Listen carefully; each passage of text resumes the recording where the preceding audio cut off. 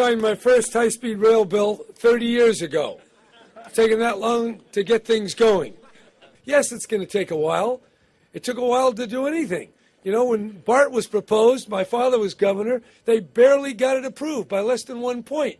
There were a lot of skeptics. You even had a local county here that said, we don't want BART. Well, now they want BART. They're a little late, but they're getting it. So what this is all about is investing in the future. I know there are some fearful men, I call them declinists, who want to put their head in a hole and hope reality changes. I don't see it that way. This is a time to invest, to create thousands of jobs like this project. We had the Golden Gate Bridge in the middle of the Depression. So it isn't, when things aren't going so good, it's not a time to kind of hunker down and hope that all blows over. You have to take the bull by the horns and start spending and investing in things that make sense. That's why we're here today, to put people to work. For some, you may not be around when it's finished, but I want you to think about those who built the cathedrals of Europe. First it was the son, and then the grandson, then the great-grandson. May have taken 6 generations, but they had a vision of the future. It wasn't about me, self-gratification today. It was about sacrifice. It was about common endeavor. It was about pulling together the resources of the community to make sure that in years to come, the community prospered and the quality of life improved. That's what this is all about. Thanks a lot for being a part of it. I'm very pleased to announce today that we will allocate at the Department of Transportation $2 billion to 15 different places in the country, plus to Amtrak.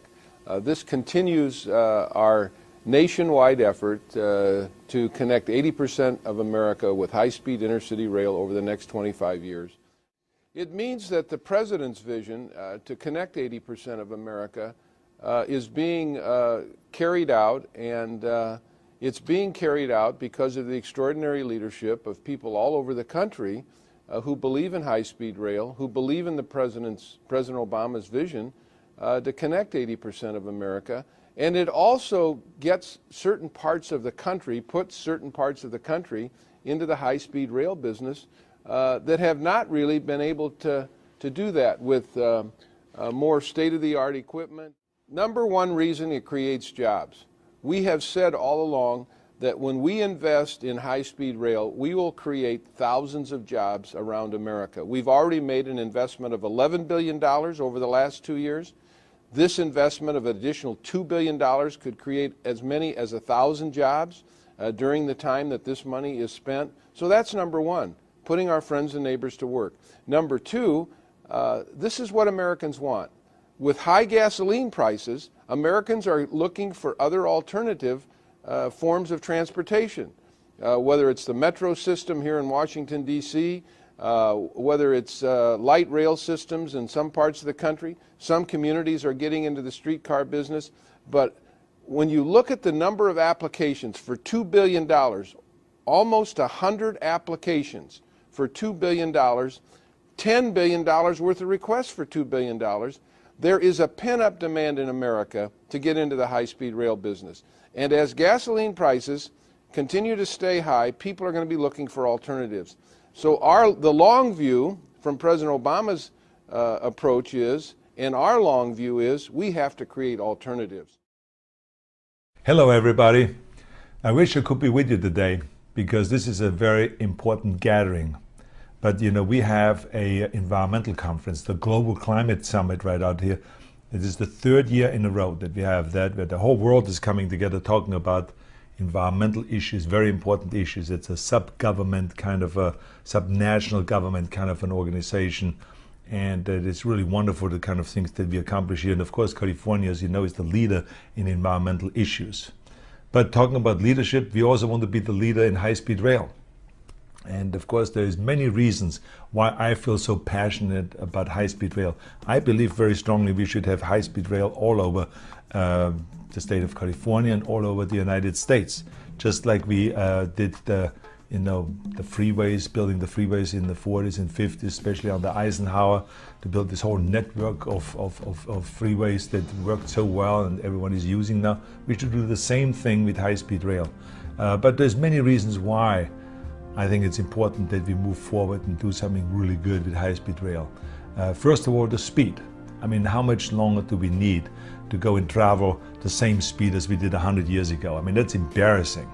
I mean, I know that there's some trains that go a little faster now, but it's really Mickey Mouse, let's admit it.